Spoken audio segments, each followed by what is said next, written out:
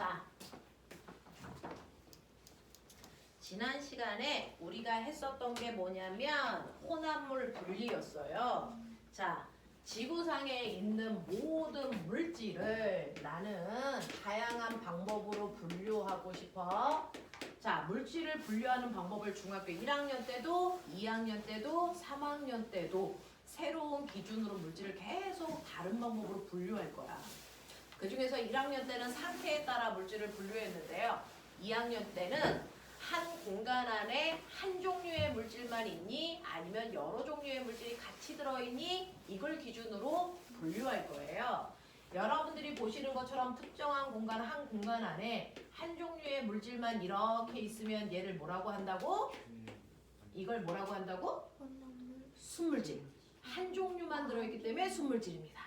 되겠어? 자, 이렇게 특정한 공간 안에 한 종류의 물질만 들어있는 걸 우리는 순물질이라고 불러.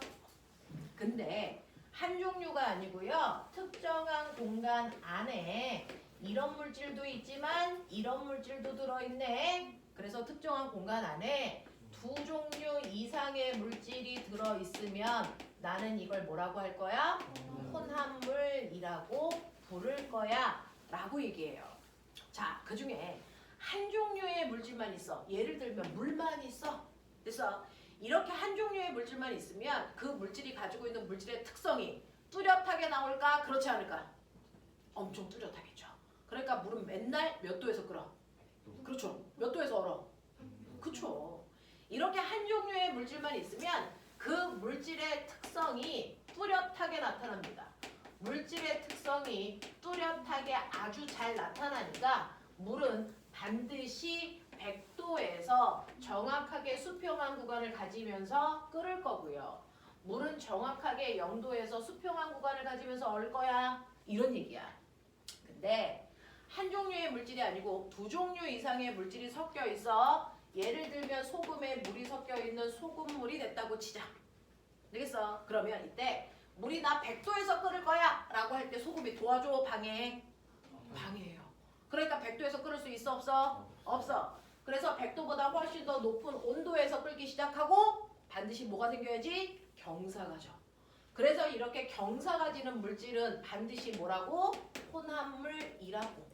알겠니? 네. 얼 때도요. 자기가 어느 온도에서 못 얼어 방해받으니까.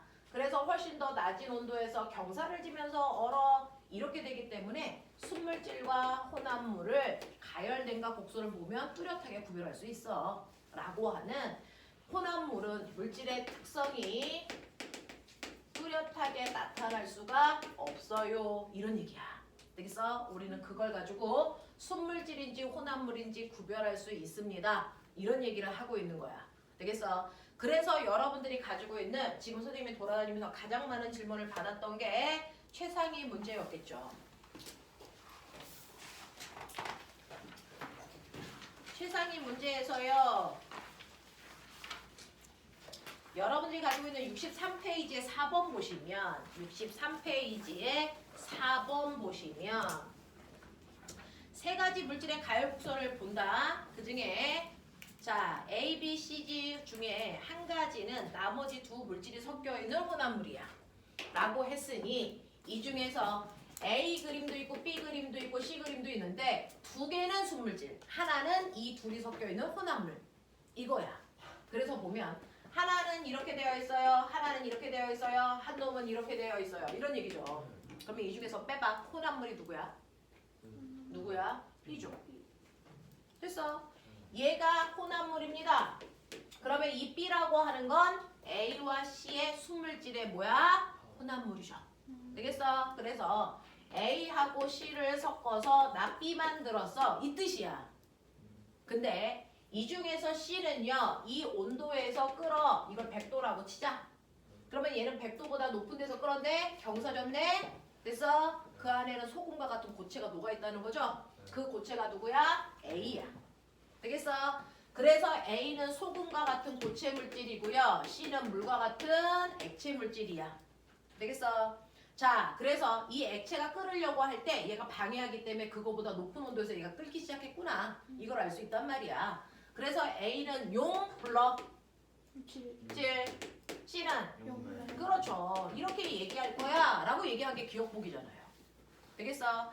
그래서 기억보기 보시면 B는 A가 용질이고 C가 용매로 섞여있는 혼합물입니다. 납득하셔야 돼요. 자, 이때 니은 B가 끓는 동안이라고 했어요. 자, 그럼 꼬맹아 C는 100도에서 끓는다고 쳐. 근데 B는 100도보다 훨씬 더 높은 온도 120도에서 끓지. 그럼 B가 끓기 시작했다는 건 이미 온도가 몇 도가 됐다는 거야? 120도. 그럼 120도에서 물은 무슨 상태로 존재해? 액체야 기체야? 기체죠. 이미 다 끓었으니까. 맞아. 그래서 이 B가 끓고 있는 동안에 C는 액체가 아니고 기체로 바뀌었겠네? 이렇게 얘기하셔야죠. 그 다음에 지금 A와 C가 섞여있는 혼합물은 자 그러면 이렇게 소금물이 있어. 소금물을 어떻게 물과 소금으로 분리할래? 라고 하면 물을 뭐 하면 됩니까? 끓였다가 다시 액체로 바뀌면 되죠. 자 이렇게 끓였다가 다시 액체로 바꿔서 물과 소금을 분류하는 방법을 뭐지말로? 증류, 끓는 점체를 이용한.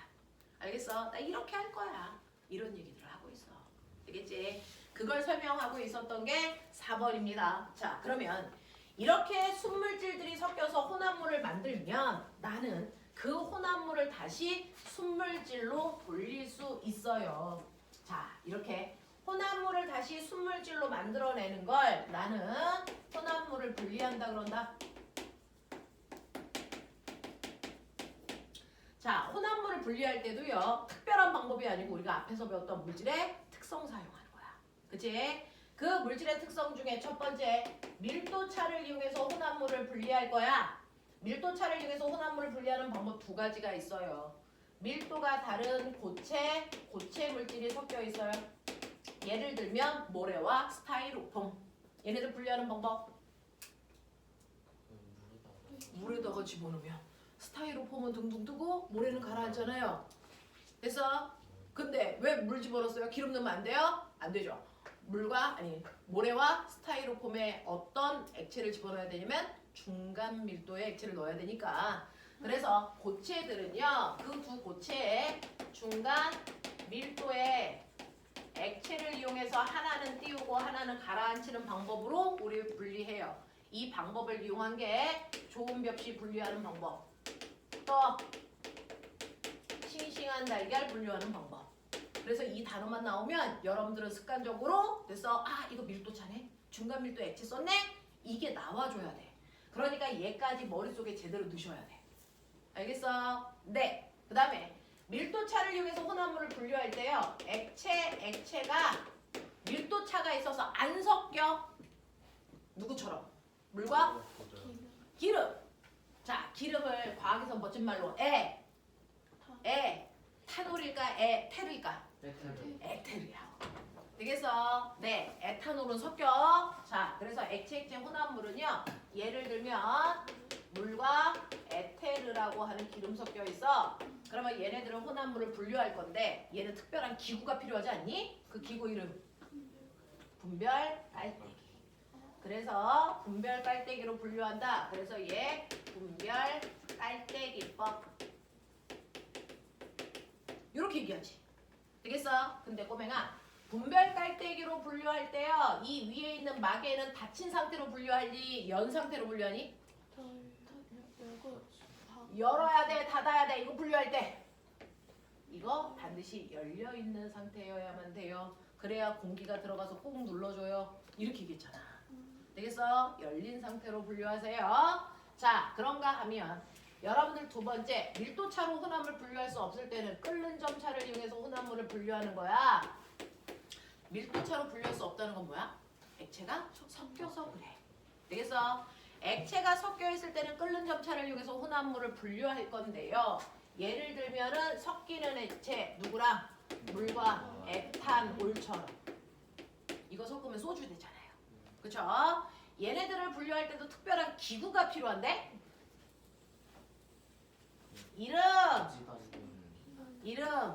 가지 달린 둥근 바닥 플라스크.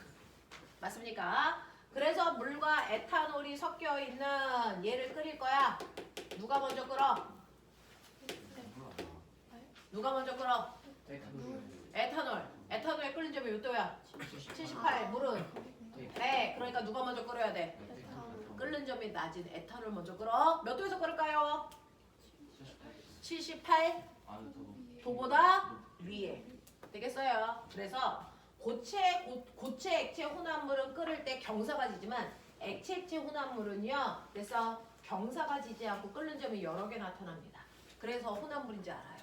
근데 첫 번째 끓는 물질은 순물질이 아니고 혼합물이니까 자기의 끓는 점보다는 높은 온도에서 끓는다는 거 잊지 마세요. 되겠어? 자, 그래서 에탄올이 끓어 나갈 건데 여기서 액체가 기체됐어. 멋진 말. 귀와 그랬다가 나는 다시 액체로 만들어야죠. 됐어? 그러면 기체가 액체 되는 거니까 액화죠. 그러면 액체 만들려면 차갑게 해야 된다. 그래서 여기 두꺼운 관을 이용해서 여기다 찬물을 집어넣어야 된다. 자, 근데 구멍이 두 군데 떨어져 있네. A, B. 찬물 어디다 넣을 거야? 아래에다가 넣어서 위로 빠져나오게 해야지 제대로 냉각할 수 있습니다. 맞습니까? 그래서 찬물은 반드시 아래에서 위로 가게끔 하시는 게 맞아요. 잊지 마세요. 이렇게 해서 우리는 자, 끓는 점차를 이용해서 혼합물을 분류하는 방법을 뭐라 그런다? 증류라고 얘기합니다.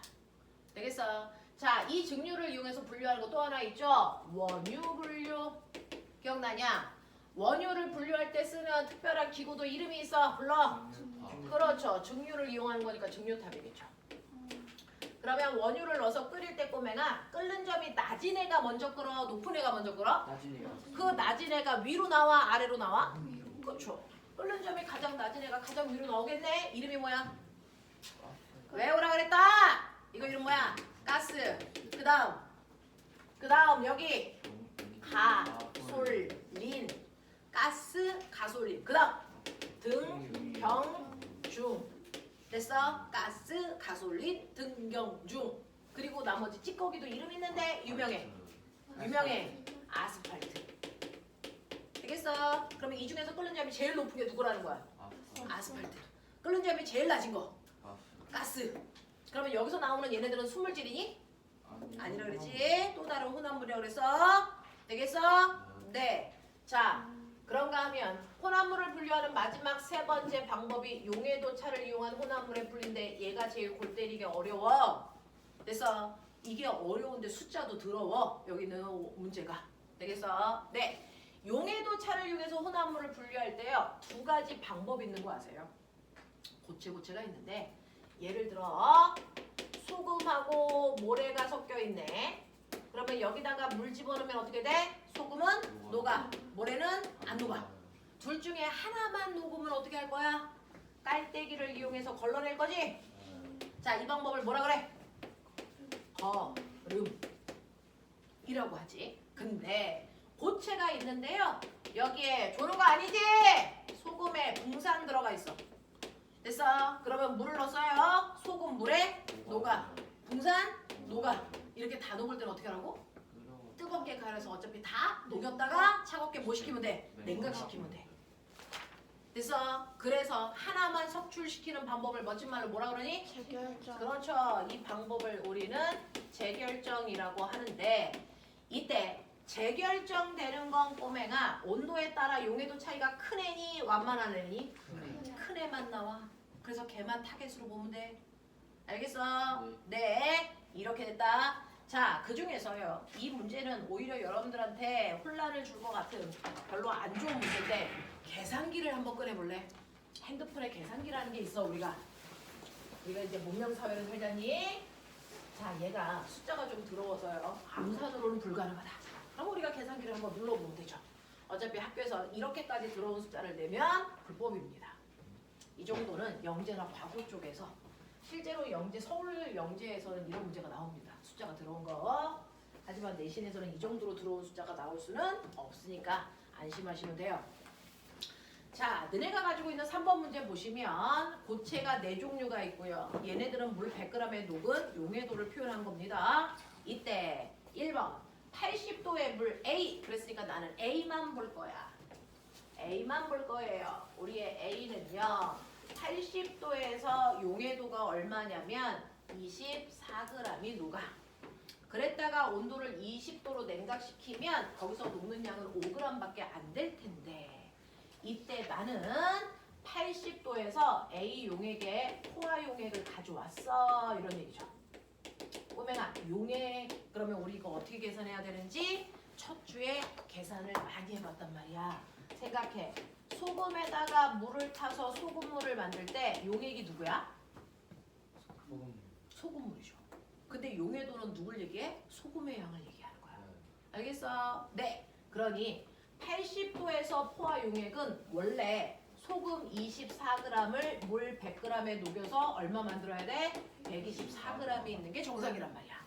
근데 얘는 그 124g 중에 얼마 떠왔대? 얼마? 74.4g 떠왔대. 됐어? 몇 분의 1 떠온 거니? 빨리 나눠. 그래서 이게 만약에 62g 떠왔어. 그럼 나도 할 수 있어. 2분의 1 떠왔다는 거잖아. 되겠어? 근데 이렇게 되어 있어서 몇 분의 1인지 모르겠어. 그러니까 나눠 빨리. 몇 분의 1?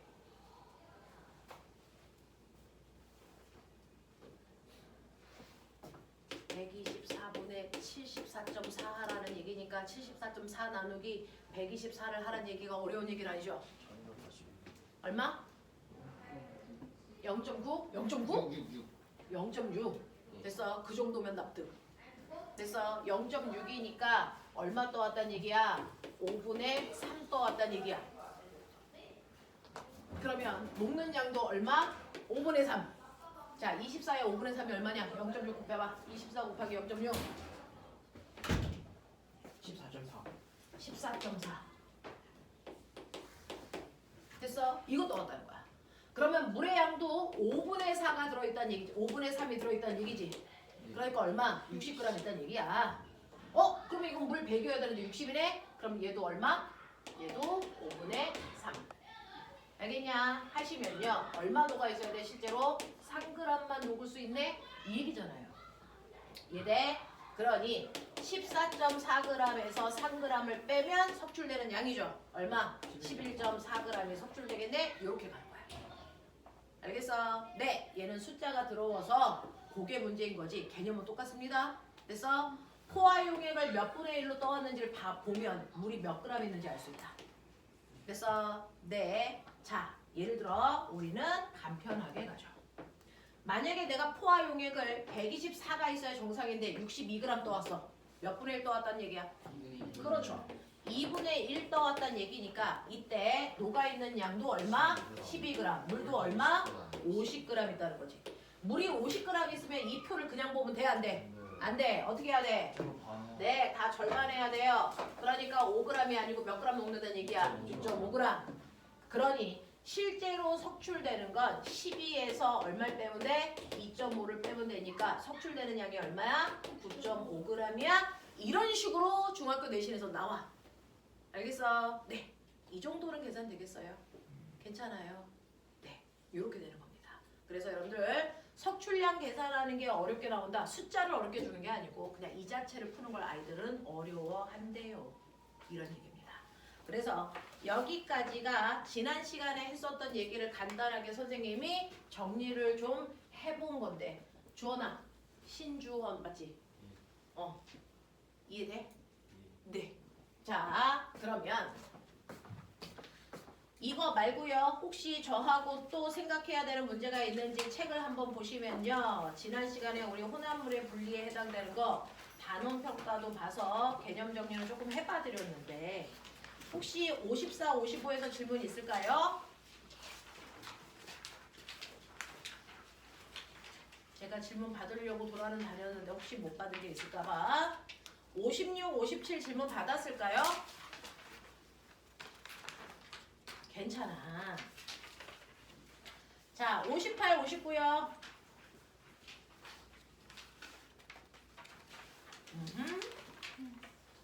60은 안 했죠? 여기도 쉽지않니? 60, 61?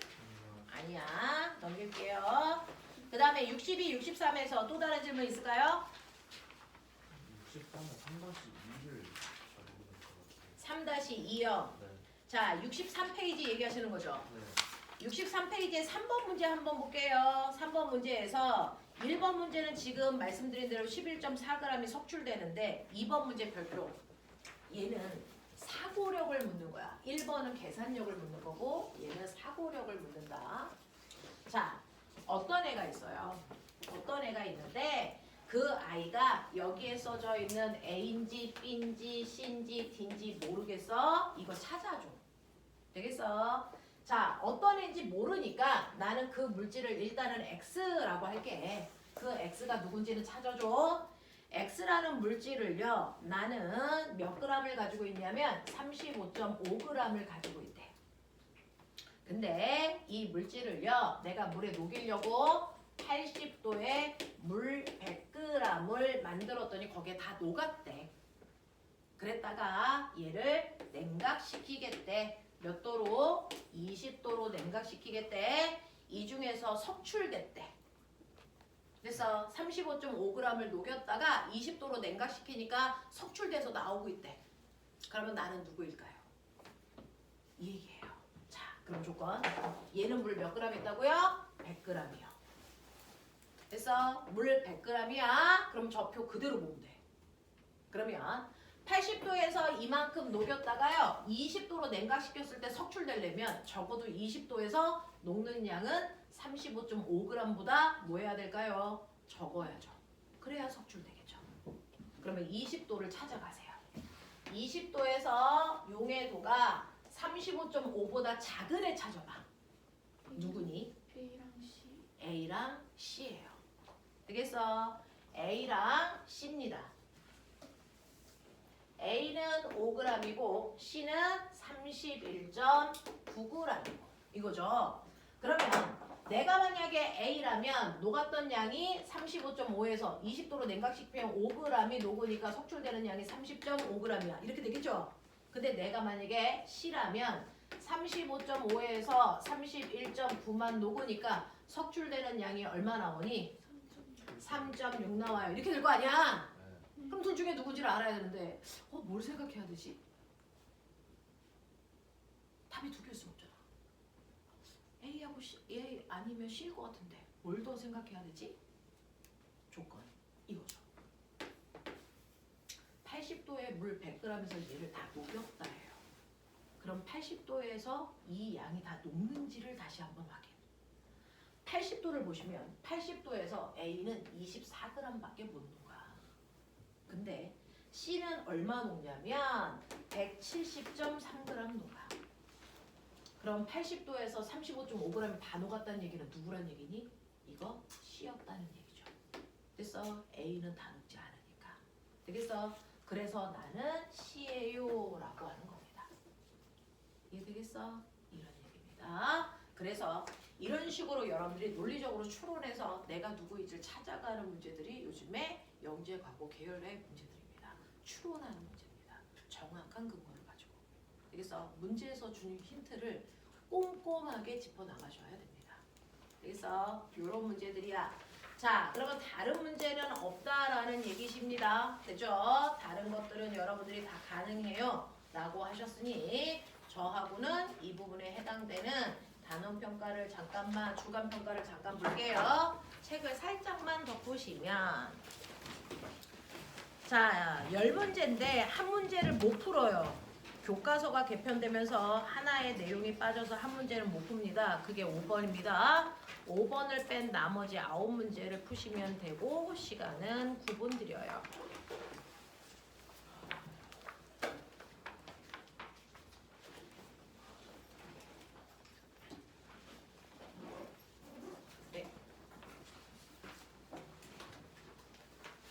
네, 시작하시면 되겠습니다.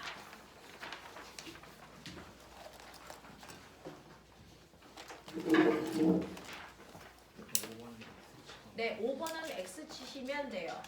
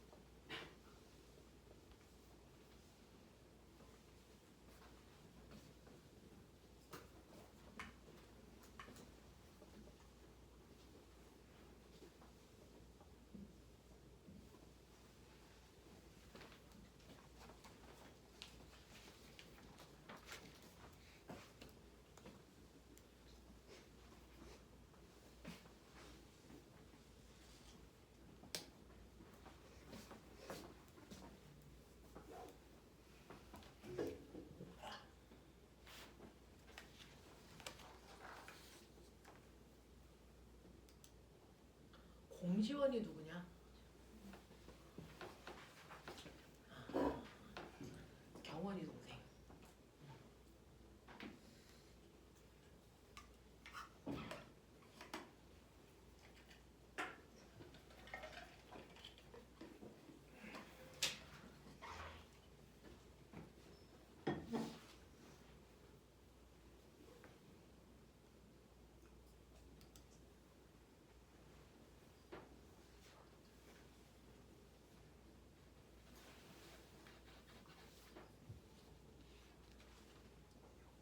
시험지 잠깐만 줘. 됐어요.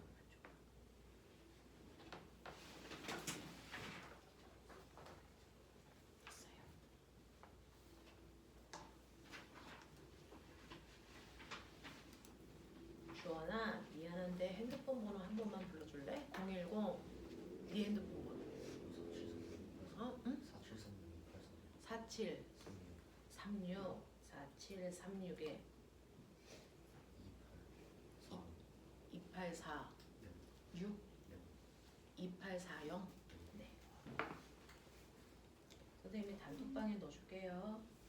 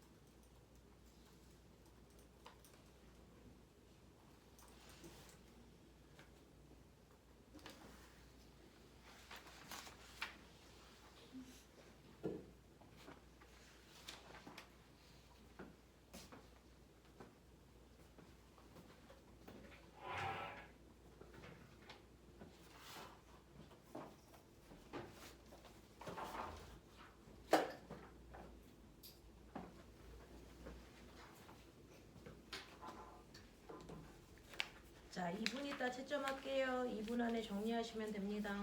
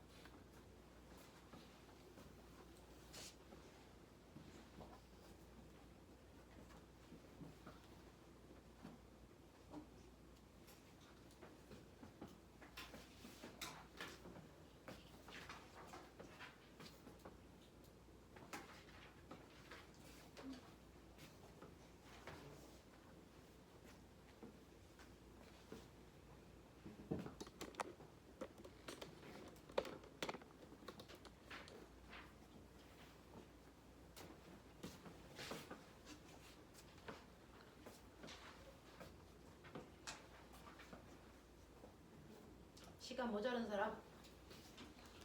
네, 몇 개 남았을까요? 네.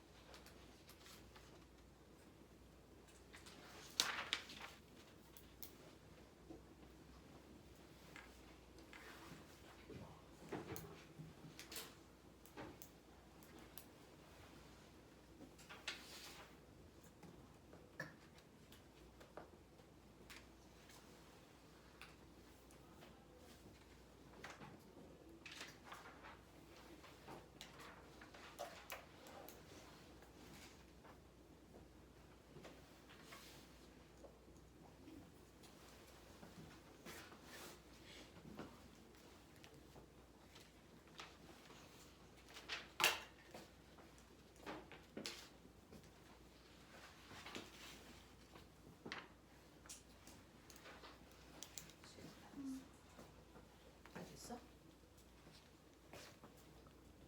다 푸셨어? 해볼게요. 자, 5번 빼고 나머지 9문제 채점할게요.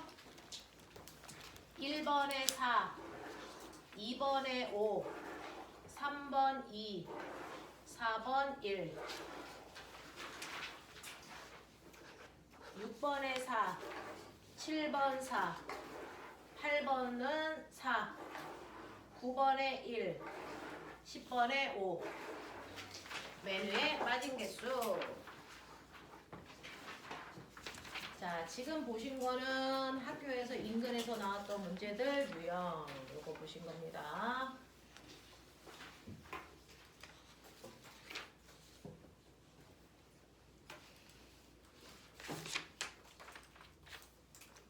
지영아 몇 개?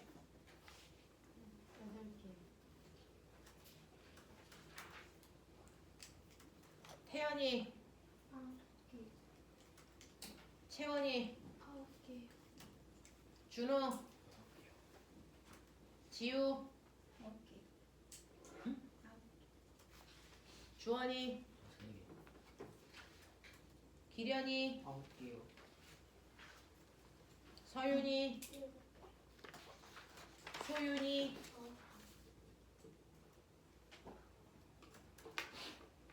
하준이, 용주, 수아, 수영이, 7개. 지후. 8개. 자, 틀린 거 한 번만 볼게요. 자, 틀린 거 보시면 여러분들 질문할 거 있는 거 확인하겠다는 얘기예요. 자, 1번부터 4번까지 중에서 질문해야 될 게 뭐가 있을까요? 괜찮습니까? 자, 6번부터 10번까지 중에서 질문할 거 뭐 있을까요? 8번이요. 8번이요. 어? 6번, 8번 볼까요? 자, 6번하고 8번하고 자, 6번 보시면요. 가장 많이 나오는 유형이었어요. 질산칼륨하고 황산굴이 두 개 섞어서 그래서 용해도차를 이용해서 분류할 거잖아요. 그러면 뜨거운 물에 넣었다가 냉각시켜서 결정을 석출할 건데 빨리 봐. 누가 석출되겠니? 질산칼륨. 경사가 급한 아이니까. 됐어. 그러면 우리는 다른 거 다 관심 없다. 질산칼륨만 추적해서 본다. 맨 처음에요. 60도에 밑줄 쳐. 물 몇 그램에? 그러니까 표 그대로 보면 돼 라는 뜻입니다. 물의 양 무조건 체크하고 가셔야 돼요. 자, 그래서 60도에 물 100g에 질산칼륨이 얼마 있어요? 60g. 네, 질산칼륨을 60g을 다 녹였겠죠. 자, 그런 다음에 나는 냉각시킨다. 몇 도로? 20도로 냉각시킨다. 맞습니까? 20도로 냉각시켰을 때 석출되는 양이 얼마니를 물어봤으니 밑에 있는 표에서 질산칼륨이 20도에서 녹는 양을 찾으세요. 얼마? 31.9. 그러면 석출되는 양은 이걸 빼주면 된다 그랬죠. 되겠어? 얼마 나오니? 28.1. 되겠습니까? 이렇게 나오시면 되겠죠. 자, 그래서 여기에 해당되는 내용들 보셨는데 이렇게 물에다가 둘 다 녹였다가 온도를 낮추어서 그래서 둘 중에 하나만 석출시켜서 알갱이를 얻는 걸 재결정법이라고 합니다. 되겠니? 이런 얘기가 6번과 7번에 있었고요. 자, 그 중에서 수영아 6번의 보기 중에서 몇 번 보기가 몇 번?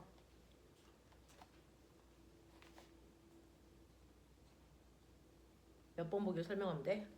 저 3번. 3번 보기 한번 볼게요. 꼬맹아. 3번 보시면요. 자, 그림 가가정에서 그랬으니까 60도에서 아이들을 녹인 거예요. 질산칼륨도 황산구리도. 되겠죠? 자, 근데 60도에서 질산칼륨 얼마 녹였어? 얼마 녹였어? 60g 녹였는데 이게 포하니? 라고 물어봤거든요. 됐어? 그럼 60도로 가봐. 60도에서는 질산칼륨 몇 그램 녹여야 포화야? 그쵸. 110g까지 녹을 수 있는데 60만 녹였으니까 아직 덜 녹였네. 무슨 상태? 불포화 상태예요. 이것도 한번 보세요. 이런 것들. 자, 그 다음에 8번 보도록 하겠습니다. 8번이 질문이라고 했으니까 자, 선생님이요. 싱싱한 달걀하고 상한 달걀이 있는데 원래 물의 밀도가 얼마냐면 1이거든요. 근데 싱싱한 달걀의 밀도는 5고 상한 달걀의 밀도는 1.5야. 이렇다고 치자. 그럼 내가 물에다가 넣으면 어떻게 되니? 물에다 넣으면 어떻게 되니? 싱싱한 달걀도 상한 달걀도 다 가라앉아요. 그래서 나는 중간 밀도를 만들기 위해서는 물의 밀도를 더 크게 해야 되겠죠? 그래서 여기다 뭐 집어넣는다고요? 소금. 그래서 15% 소금물을 만들면 물의 밀도가 커집니다. 대략 한 3쯤 만들었다고 쳐봐. 그러면 어떻게 돼? 상한 달걀은 뜨고 싱싱한 달걀은 가라앉아 있겠죠. 되겠어? 근데 너네가 소금을 엄청 많이 넣었어. 그래서 물의 밀도가 만약에 8 됐다고 쳐봐. 어떻게 될까? 그러니까요. 그래서 둘 다 떠 있다고요. 되겠어? 둘 다 떠 있다고요. 싱싱한 것도 상한 것도 둘 다 떠 있다고요. 물에 됐어? 밀도가 너무 커져서 소금을 넣으니까 너무 많이 넣은 거야. 그럼 어떻게 해야 돼? 농도를 줄여야죠. 그러니까 여기다 뭘 집어넣으면 돼요? 물 집어넣으면 돼요. 됐어? 물을 집어넣어서 50% 소금물을 다시 15% 소금물로 만들어야 되니까 물을 많이 넣으세요. 되겠어? 그럼 물의 밀도가 줄어서 다시 싱싱한 달걀은 가라앉고 상한 달걀만 떠요. 이런 얘기야. 알겠어? 이런 것들을 좀 기억해 두시면 좋을 것 같아요. 또 다른 질문이요. 괜찮아요? 없어요? 네.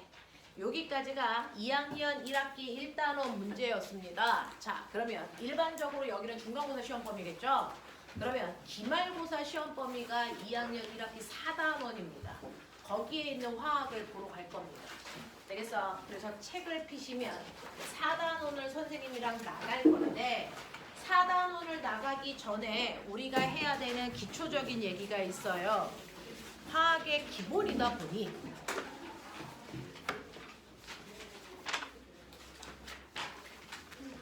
화학의 기본이다 보니 뭐니 해도 가장 중요한 건 여러분들이 원소기호, 주기율표를 암기하는 겁니다.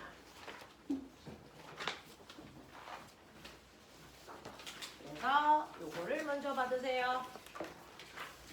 선생님하고 이제 외계어가 아니게 만들어야죠. 자, 선생님이 주기율표를 드렸습니다. 앞으로 매 수업 시간마다 오자마자 책상 위에 있을 겁니다. 오자마자 쓰시면 됩니다. 그래서 얘는 선생님하고 수업이 끝나는 5월 10날까지 계속 선생님하고 주기율표를 매 시간마다 테스트를 볼 거니까 여러분들이 계속 외워주시면 됩니다.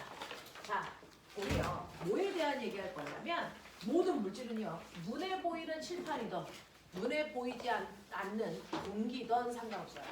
모든 물질은 쪼개다 보면 더 이상 쪼갤 수 없는 가장 작은 입자가 남는데 그게 뭘까? 원. 자, 더 이상 쪼갤 수 없는 가장 작은 입자인 원자가 있다라는 얘기를 한 사람이 화학의 아버지 돌턴입니다. 돌턴. 되겠어? 되게 유명한 사람이야. 앞으로 계속 듣게 될 거야. 그래서 돌턴이라는 사람이요. 모든 물질을 쪼개다 보면 더 이상 쪼갤 수 없는 가장 작은 입자가 남게 돼. 입자로 끝났으니까 이름도 자로 끝나요. 이 아이를 우리는 원자라고 할 거야. 이렇게 얘기한 거예요. 모든 물질을 쪼개다 보면 더 이상 쪼갤 수 없는 가장 작은 입자가 남는데 이걸 원자라고 할 거야 라고 얘기합니다. 주원아 필기할 거 있어? A4 용지 줄까?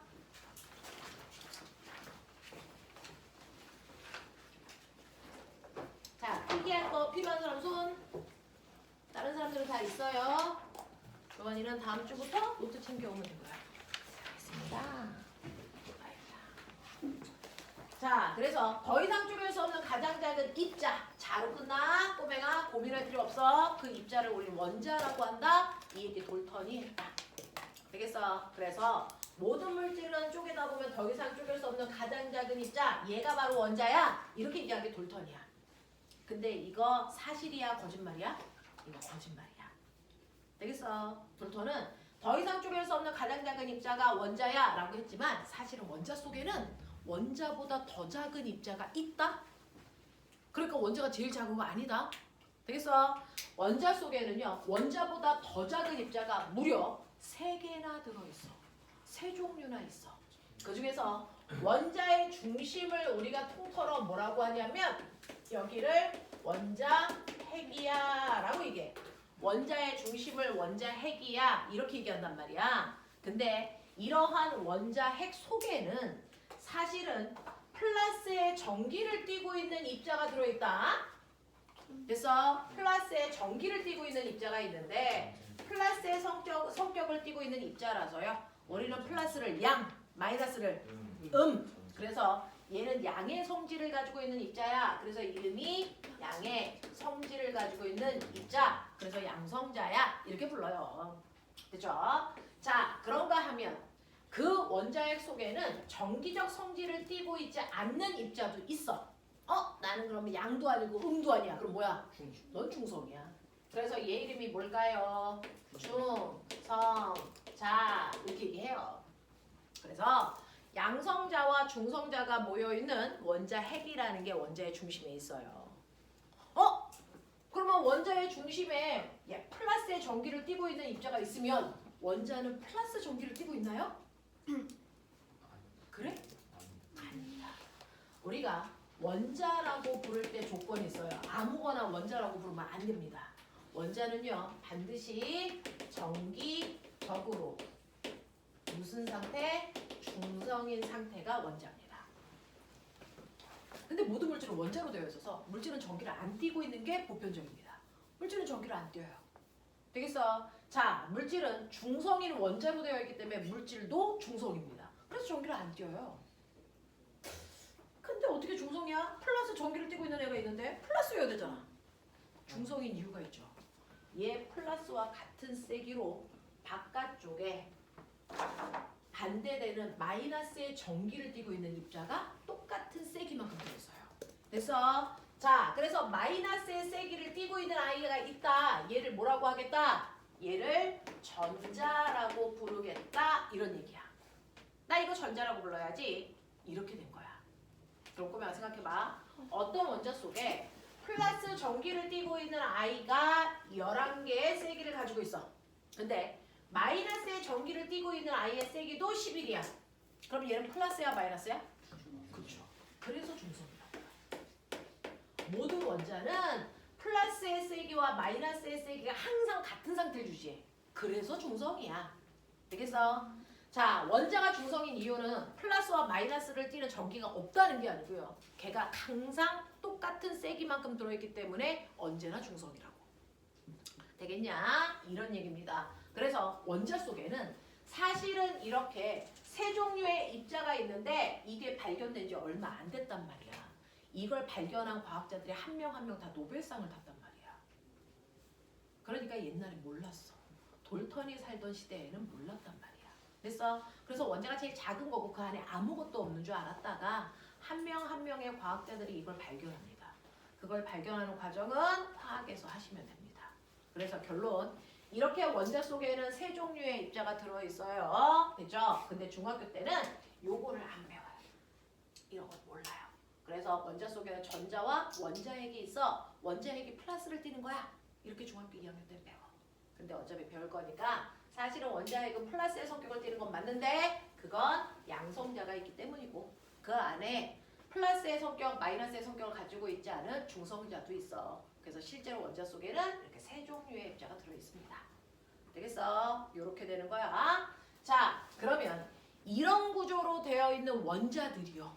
됐어? 원자가 한 종류일까? 여러 종류일까? 여러 종류입니다. 이러한 원자에 뭐가 있냐면 종류가 있어요. 사람도 종류가 있잖아요. 여기 선생님을 포함해서 17명 있는데 됐어? 우리 다 다른 사람이에요. 그러니까 17종류의 사람이 있는 거죠. 되겠어? 네. 이런 식으로요. 원자들로 되어 있는 이 물질 속에도 원자의 종류가 여러 개가 막 섞여 있대요. 원자의 종류가 있대요. 이 원자의 종류를 우리는 원소라고 부릅니다. 원자의 종류를 원소라고 불러요. 그러면 지구상의 원소가요. 지금 오늘 현재까지 그래서 몇 종류의 원소가 있다는 걸 알았어요? 지금 현재까지는 118개 있다는 걸 알아냈어요. 계속 지금도 과학자들이 찾습니다. 지구와 우주에서. 그래서 새로운 원소들을 찾습니다. 그래서 118개를 찾았고요. 3년 전에 그래서 3개를 더 찾아서 118개가 된 거야. 알겠어? 이런 식으로 계속 나가고 있고요. 앞으로 새로운 원자를 만들기도 할 겁니다. 되겠어? 그래서 우리 원자의 개수는 118개예요. 이렇게 안 하고요. 100여 종류 있어. 이렇게 얘기해요. 앞으로 바뀔 거라서. 그래서 원자의 종류는 100여 종류 있습니다. 그냥 이렇게 외우시면 돼요. 아, 그렇구나. 그럼 100여 종류의 원소들을 다 외워야 되네? 네. 그렇다고요. 여러분들이 화학을 전공하는 사람이면 더더군다나. 신소재 개발과를 갈 거면 더더군다나. 되겠어? 다 외우셔야 되는데 고등학교 3학년 때까지는 100여 개를 다 외울 필요가 없어요. 우리는 20개를 보편적으로 외울 겁니다. 그래서 이러한 원소들 중에 20개를 보편적으로 여러분들이 외우셔야 중학교 2학년부터 고등학교 3학년 때까지 베이스로 가요. 자, 그러면 20개의 원소를 외울 건데 옛날의 과학자들은요. 이렇게 원자들의 종류인 원소를요. 얘 산소네. 그래서 산소를 옥시건 이렇게 이름을 쓰기도 하고 이름 쓰려니까 귀찮아. 그래서 산소 이렇게 그려야지. 이렇게 그리기도 했고요. 됐어? 옛날의 과학자들은요. 원소를 발견하고 나서 너무 좋아서 자기가 발견한 원소들을 막 이렇게 예쁘게 그림으로 그렸단 말이야. 근데 발견을 하다 보니까 됐어? 너무 원소들이 많이 발견되는 거야. 30개, 40개 이렇게 발견을 하니까 자기가 그려놨던 저 그림이 어떤 원소를 나타내는지를 까먹었어. 되게 곤란해. 되겠어? 옛날에는요 원소들을 발견해서요 다양한 기호로 막 그려놨어. 근데 그리다 보니까 그림을 외우는 것도 귀찮고 나중에 얘를 나타낸 또 그림이 뭔지도 모르겠고 그래서 우리의 됐어 화학의 아버지 누구라고? 돌턴이. 이렇게 하지 말자. 원소를 그림으로 그리는 거 하지 말자. 됐어? 네, 쓸데없는 에너지 낭비니까 이렇게 원소들을 나타내는 간단한 기호를 쓰자. 그거를 원소 기호라고 해서 지금부터 여러분들은 원소 기호를 외울 건데 되겠어? 이 원소 기호는 이렇게 꽃그림 같은 거 그리지 마. 너무 불편해. 이 원소 기호는 뭘로 쓰자? 알파벳으로 쓰자 이렇게 얘기했어요. 꼬맹아 알파벳으로 쓰자 그랬지 영어로 쓰자는 얘기 안 했어. 됐어? 알파벳으로 쓰자 이렇게 이제 얘기한 겁니다. 되겠어? 그러면 알파벳으로 쓰는데 어떻게 해요? 라고 하니까 자 옥시건 걔 첫 글자가 뭐야? 오. 자 이렇게 각각의 원소마다 이름이 있잖아요. 그 이름의 첫 글자를 따서 됐어? 원소 기호의 첫 글자를 만들자. 근데 첫 글자라는 게 티나게 첫 글자는 무조건 이름의 첫 글자에서 따와서 무조건 대문자로 쓰기로 약속합니다. 그랬더니 어떤 일이 발생하냐면 너네요 알파벳이 몇 개냐? 어제 토요일 반 애들한테 물어봤더니 서로 막 싸워. 25개야 26개야. 자 몇 개니 실제로?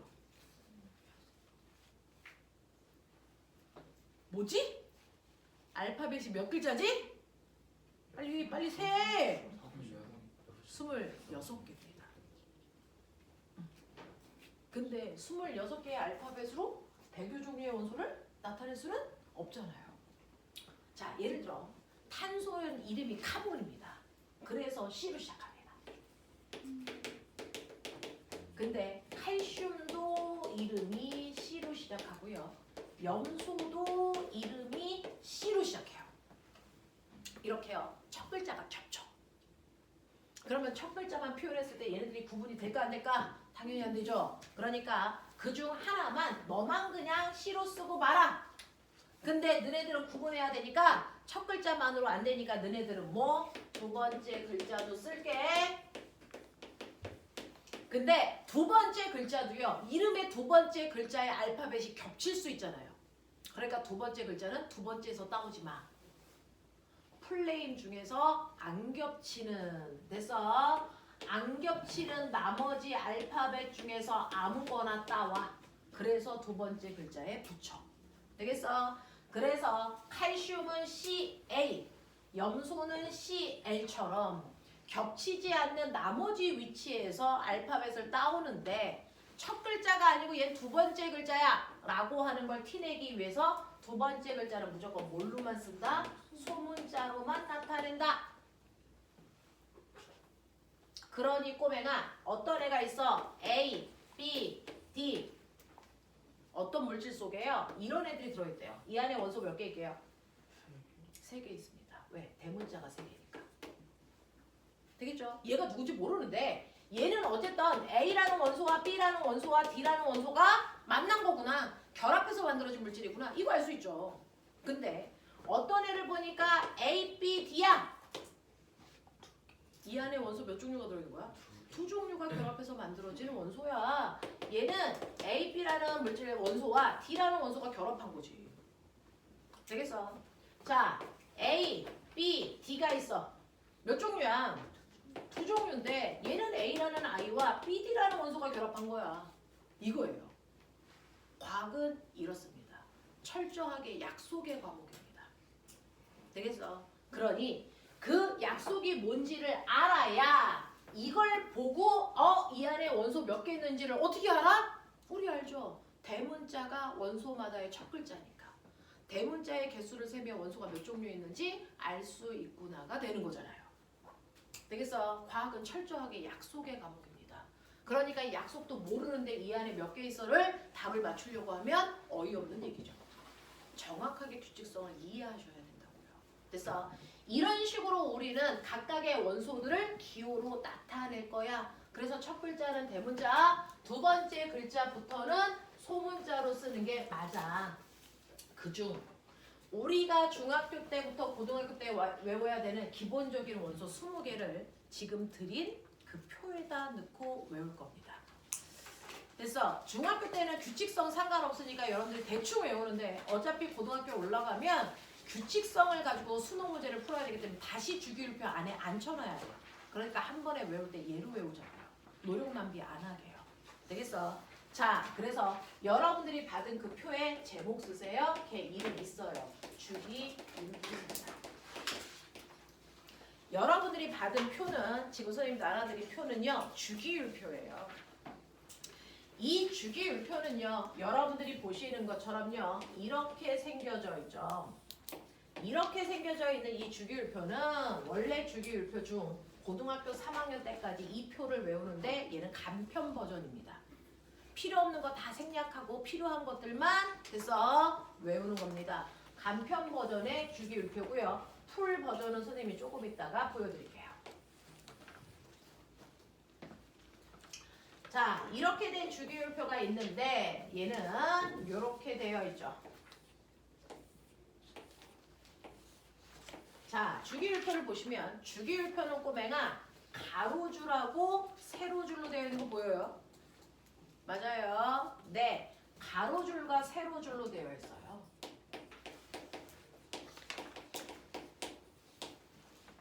가로와 세로로 되어 있는데요. 이 주기율표는 어떻게 만든 거냐면 돌턴이요. 돌턴이 있었던 시대에 돌턴이 원소를 막 찾아서 돌턴이 무려 60개나 찾은 사람이야. 원소를 60개나 찾았어. 그래서 그 60개의 원소들의 원소기호도 막 쓰면서 얘네들의 특징을 너무나도 돼서 자세하게 막 기록을 한 거야. 얘는 이런 특징은 있어. 이런 걸 막 쓴 거야. 근데 쓰다 보니까 성격이 비슷한 애들이 있단 말이야. 얘랑 얘랑 성격이 비슷하네? 얘네들끼리 성격이 비슷하네? 그래서 성격이 비슷한 애들이 같은 줄에 오게끔 쓰는 거예요. 그래서 딱 봐도 얘네들은 성격이 비슷하겠네? 이거 알 수 있게. 됐어? 성격이 같은 애들, 비슷한 애들끼리 같은 줄에 오게끔 배열해 놓은 게 바로 주기율표예요. 그래서 이 주기율표를 보면 원소들 중에 누구와 누구의 성격이 비슷한지를 정확하게 인지할 수 있고 걔네들이 왜 성격이 비슷한지를 우리는 설명할 겁니다. 주원아, 졸면 안 된다. 자, 그래서 이렇게 나타낼 건데 그중 꼬맹아 가로줄을 부르는 이름이 있어요. 첫 번째 가로줄을 우리가 뭐라고 그러냐면요. 1주기라고 해요. 두 번째 가로줄을 뭐라고 그러냐면 2주기 이렇게 얘기해요. 그러면 세 번째는 3주기. 그래서 세 번째 줄에 속하는 애들을 3주기 원소들 이렇게 부를 거예요. 네 번째 줄에 있는 애들을 4주기 원소들 이렇게 할 거예요. 그래서 가로줄을 우리가 뭐라고 부를 거냐면 주기라고 부를 거고요. 실제로 풀 버전은 우리 책에는 우리가 준 프린트에는 4줄밖에 없지만 풀 버전은 됐어. 1주기부터 7주기까지 있어서 가로가 7줄이 나와야 됩니다. 그 중에서 우리는 4줄만 외웁니다. 됐어. 그러면 세로줄은 뭐라고 부를까? 세로줄은 가족 족자 써요. 가족 족자. 됐어. 그 중에서 첫 번째 세로줄에 있는 얘네들을 우리가 뭐라 그러냐면 1족 원소들 이렇게 불러요. 1족. 그럼 두 번째 줄은? 맞아요. 2족이라고 부르겠죠. 됐어. 우리가 만든 주기율표의 세 번째 줄은 신기해요. 이거 3족 아니야. 얘 13족입니다. 그러면 3족부터 12족까지 없어요? 아니, 안 쓴 거야. 그건 여러분들 대학 가서 여러분들이 화학을 전공하는 사람들만 배워요. 됐어? 그래서 3족부터 12족까지는 생략하고 우리가 안 배우는 것 뿐이지 없지 않아. 됐어? 13족이야. 그리고 얘는 여기서부터 순서대로 14족, 15족, 16족, 17족, 18족 이렇게요. 그래서 우리는 세로족을 족이라고 한다. 가족 족자 써서. 그래서 1족부터 시작해서 18족까지 있다. 그 중에서 우리는 왠지 모르지만 3족부터 12족까지는 안 배운다. 그걸 뺀 나머지 아이들을 배운다. 이런 얘기예요. 됐죠? 자, 그래서 아는 사람들도 있고 모르는 사람들도 있는데 선생님하고는 매번 이걸 시험 볼 건데요. 잘 따라서 쓰십시오. 자, 주기율표 중에 가장 첫 번째 쓰는 게 얘가 번호가 1번이라서 그래요. 번호 순서대로 쓰거든요. 그래서 그 아이가 대문자 H라고 쓰는 원소로요. 얘 한국말의 이름이 수소입니다. 두 번째 쓰는 애가 여기에 쓰는 겁니다. 2번. 얘는 H2라고 쓰고 한국 이름이 헬륨입니다. 헬륨이 어디 들어있게? 풍선. 됐어? 수소로 뭐하게? 김정은 아저씨가 좋아하는 거. 아 폭탄. 수소 폭탄. 되겠어? 이런 것들. 그런 것들 만들 때 쓰는 거야. 되겠어? 원자번호 3번. 자, 이름이 원자번호 3번. 이름이 LI. 됐어? 이름이 LI는 아니야. 미안해. LI라고 쓰고 이름은 리튬.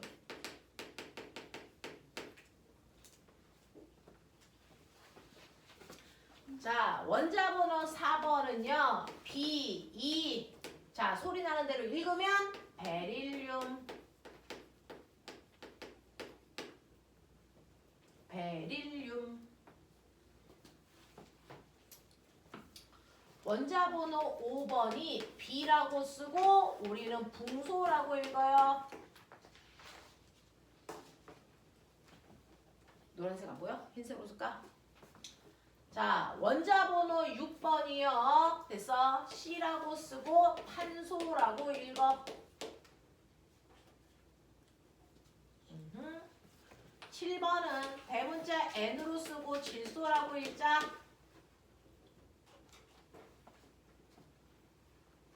8번은 O라고 쓰고 얘 알아? 누구야? 그렇지. 산소. 자, 꼬맹아, 산소는 뭐 할 때 써? 호흡할 때. 됐어? 식물도 동물도 호흡할 때 쓰는 게 산소야. 질소는 어디에 있게? 실수 공기. 아 봉지. 그쵸. 편의점에 있죠. 과자 봉지 속에. 그래서 네, 그게 질소입니다. 자, 원자번호 9번 F라고 쓰고요. 얘 이름이 풀, 루, 오, 린 이래요. 여러분들 맨날 쓰는 애예요. 얘. 플로린의 다른 말이 우리 일상적으로 이 새끼를 불소라고 하죠. 그래서 원래 과학적 이름은 플로린이고요. 일상생활에서 불소라고 하고요. 불소가 어디 들어있게요? 치약. 그렇죠. 그래서 불소 치약 쓰시잖아요. 그래서 여기 치약 속에 들어있어요. 플로린. 자, 원자번호 10번 Ne. 네, 맞습니다. 얘 이름이 네온입니다. 네온. 네온 어디에서 쓰지? 들어봤다. 네온사인. 네온사인 간판 속에 들어있어요. 얘는 그래서 전기를 켜놓으면 간판이 뜨거워지잖아. 그 온도에 따라서 그래서 얘는 색깔이 막 달라져. 그래서 간판 색깔이 바뀌는 거야. 되겠어요? 그걸로 신호를 주는 거죠. 그래서 네온사인 이렇게 얘기하죠. 되겠냐? 자, 원자번호 11번. 얘는 되게 유명합니다. 얘는 원자번호 11번이 Na 이렇게 쓰고 소리 나는 대로 읽어봐. 그래서 이름이 나트륨이에요.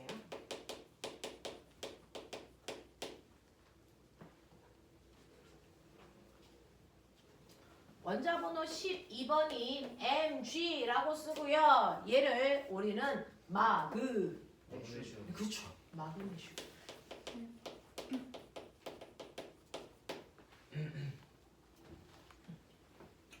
원자번호 13번은요. Al 소리 나는 대로 읽어.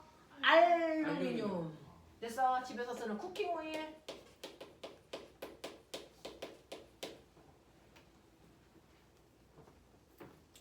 자, 원자번호 14번이 Si. 삼성. 이름이 삼성은 아니야. 이름이 규소. 얘 또 다른 이름이 있어요. 과학적 이름은 규소인데요.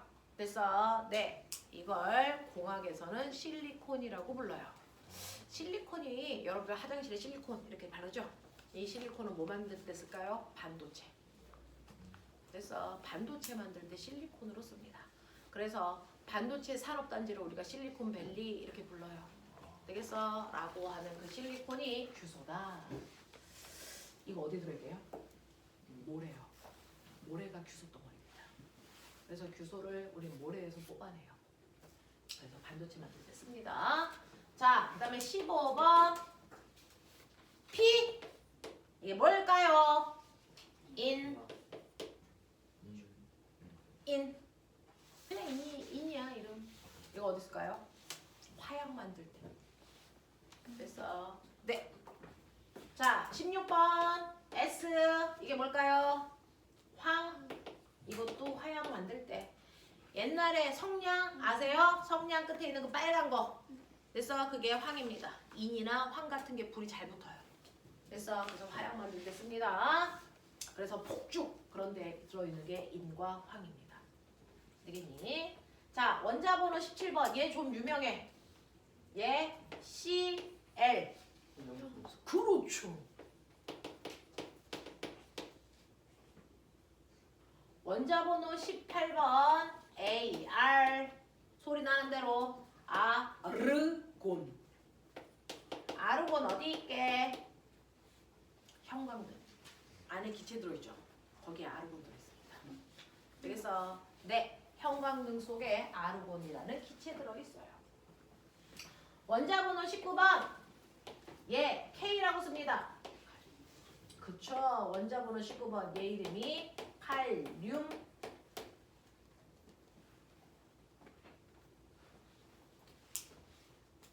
원자번호 20번 CA. 이거 너네 뼛속에 들어있다. 그렇죠.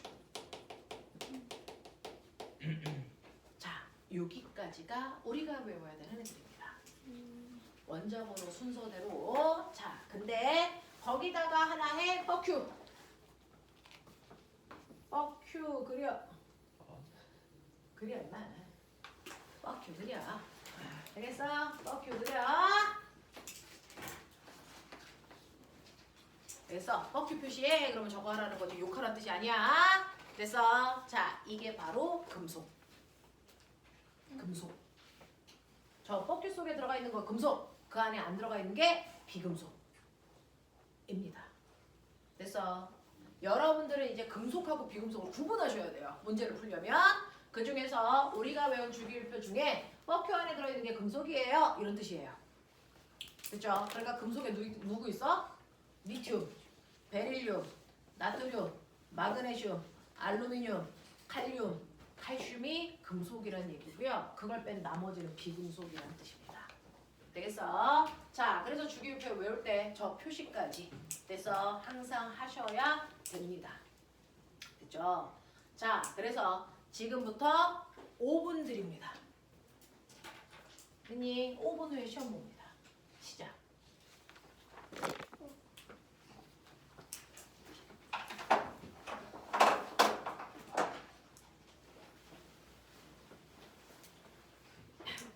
근데 쌤 이거 이름까지 다 써. 네, 원자번호. 이거 원자번호라 그래요. 원소 기호, 그리고 한국말 이거 다 쓰는 거죠.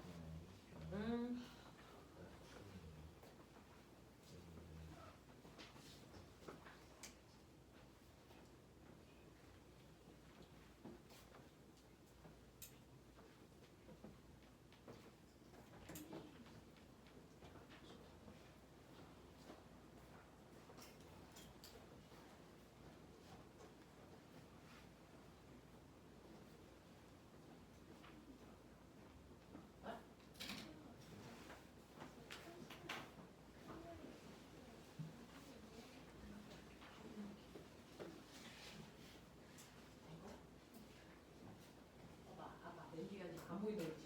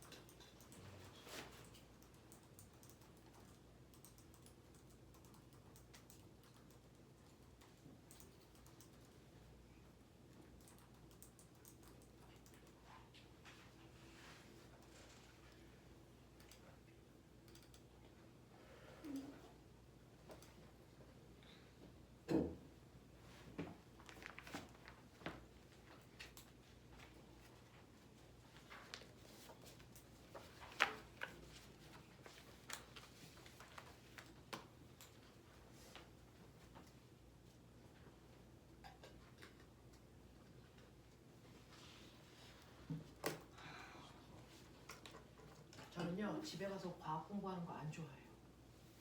여러분들이 막 고등학교 물리, 화학을 하고 있는 게 아니잖아요. 그냥 이 자리에서 외우고 하고 가시면 돼요. 집에 가서는 나머지 과목 공부하세요. 수학도 하고 영어도 하고 국어도 하고. 중학교 내용은 이 자리에서 다 소화하고 가실 수 있고요. 나중에 시험 기간 되면 그때 다시 시험 내용 복습해드리면 되는 거라서. 그래서 지금처럼 순간 집중력이 중요해서 암기는 무조건 그 순간에 시킬 겁니다.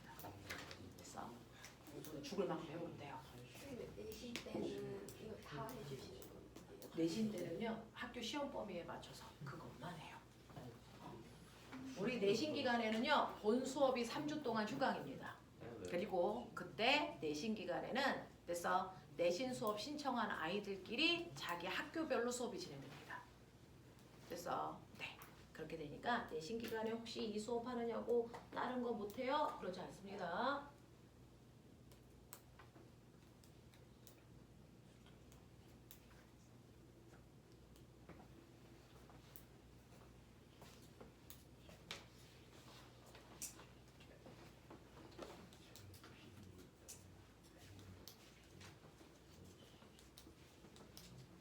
그래서 지금 이 시간에 다 외울 수는 없어요. 그래서 매일매일 시험 본다 그랬죠. 대신에 이 5분이라고 하는 시간 동안에 집중력을 키우는 겁니다. 그래서 그런 의미로 하는 거예요. 자, 덮으십시오.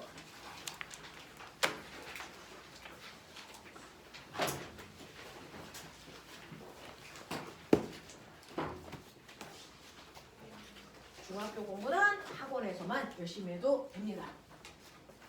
그럴 수 있는 머리를 다 가지고 계시더라고요. 수업을 해보니까.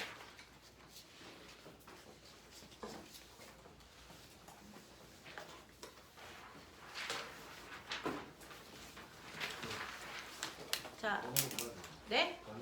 다 번호, 기호, 이름 다 쓰셔야 되고요. 다 쓰시고 나서 손을 드시면 제가 갑니다.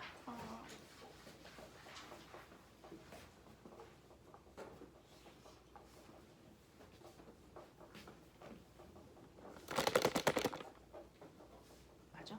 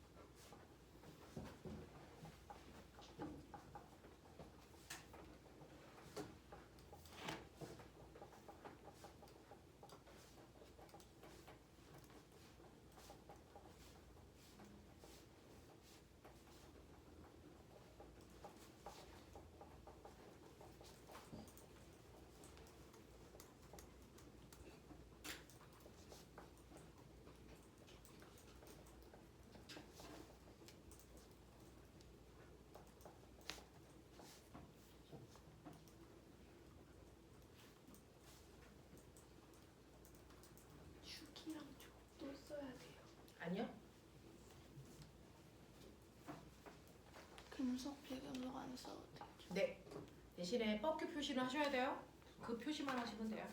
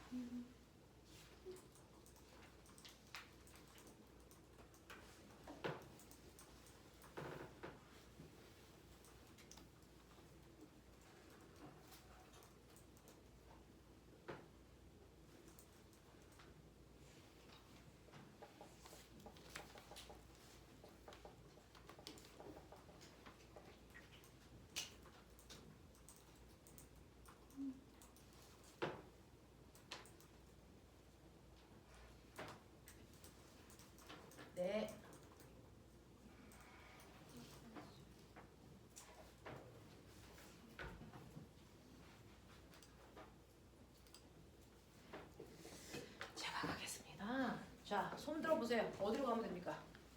네, 앞에서 저 뒤로 갈게요.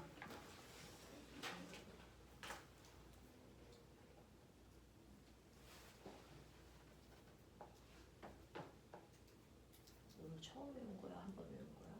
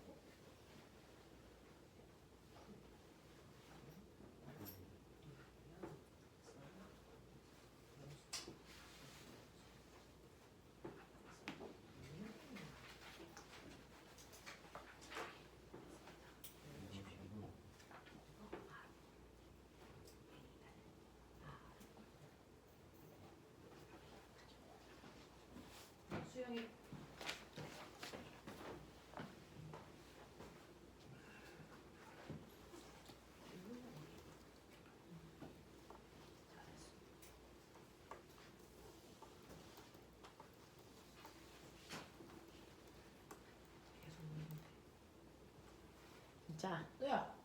내가 확인 안 한 사람 없어요? 다 본 거 맞아요? 자.